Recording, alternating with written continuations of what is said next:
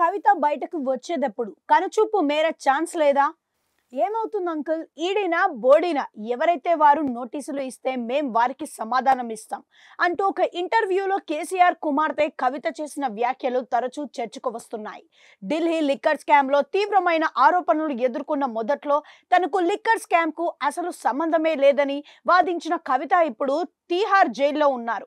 Arrest అయ్యే అవకాశాలే లేవన్నట్లుగా ప్రచారం జరిగిన స్థానం నుంచి ఇప్పుడు కేసులో బెయిల్ వస్తే చాలు భగవంతుడా అన్న వరకు విషయం వెళ్లటం చూసినప్పుడు ఈ కేసులో కవిత పీకల్లోతు కూరుకుపోయారా అన్నది ఇప్పుడు ప్రశ్నగా మారింది. ఢిల్లీ లిక్కర్ స్కామ్ లో ఇప్పటి వరకు జైలు పాలైన వారిని చూస్తే చాలా తక్కువ మంది తెప్పించి బెయిల్ రాకపోవడం కనిపిస్తుంది. ఎవరి వరకు ఎందుకు, ఢిల్లీ ఉప ముఖ్యమంత్రిగా వ్యవహరించిన మనీష్ సిసోడియా విషయాన్నే తీసుకుంటే ఆయన్ను అరెస్ట్ చేసి జైలుకు పంపి ఇప్పటికీ 17 నెలలకు పైగా కావస్తుంది. ఆయన బెయిల్ మీద బయటకు వచ్చే అవకాశాలు చాలా తక్కువగా కనిపిస్తున్నాయి. ఇక ఢిల్లీ రాష్ట్ర ముఖ్యమంత్రి కేజ్రీవాల్ సైతం ఈ కేసులో అరెస్ట్ కావటం, ఆయనకు బెయిల్ వచ్చేస్తుందని ప్రచారం జరుగుతున్నా వచ్చినట్లుగా అనిపించడం కానీ రాకపోవటం లాంటి పరిణామాల్ని చూస్తున్నాం. తాజాగా సైతం బెయిల్ విషయంలో కవితకు మరోసారి చుక్కెదురైంది. ఈ ఉదంతంలో కవిత జైలుకు వెళ్లి అప్పుడే 3.5 నెలలు అవుతుంది.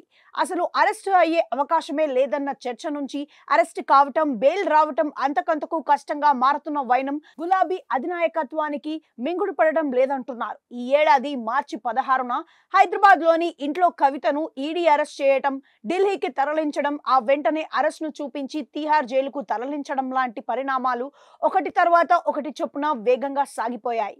లోక్సభ ఎన్నికల స్కెడ్యూల్ విడుదల కావటానికి ఒక రోజు ముందు కవిత అరెస్టు మొత్తం రాజకీయ ప్రేరేపితంగా అభిప్రాయం వ్యక్తమవుతున్నప్పటికీ కేసీఆర్ కు ఉన్న పలుకుబడి, న్యాయవాద రంగంలో ఆయనకున్న పరిచయాలు, ఆయన పిలిస్తే పరుగులు తీస్తూ వచ్చే బడా లాయర్ల ధాటికి కోర్టు ఇప్పటికే బెయిల్ ఇచ్చి ఉండాల్సింది. అలా జరగకపోవటం వెనక కారణం ఏమిటి అన్నది ఇప్పుడు ప్రశ్న. లిక్కర్ స్కామ్ లో కవిత పాత్రను ఎస్టాబ్లిష్ చేసే విషయంలో విచారణ సంస్థలు సక్సెస్ అయ్యాయన్న మాట బలంగా వినిపిస్తుంది.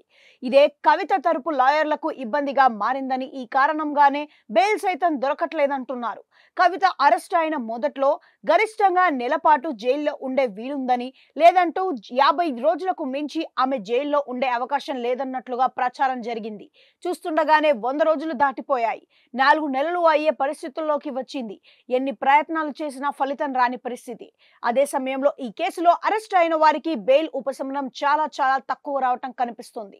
ఈ నేపథ్యంలో కవితకు బెయిల్ ఎప్పుడన్న విషయంలో మరింత ఆలస్యం అవుతున్న అభిప్రాయం వ్యక్తమవుతుంది. ఇప్పుడున్న పరిస్థితుల్లో కవితకు బెయిల్ ఎప్పుడు లభిస్తుందన్న దానిపై గులాబీ ముఖ్య నేతలు సైతం ఏమి చెప్పలేకపోవటమే దీనికి నిదర్శనమని చెప్పక తప్పదు.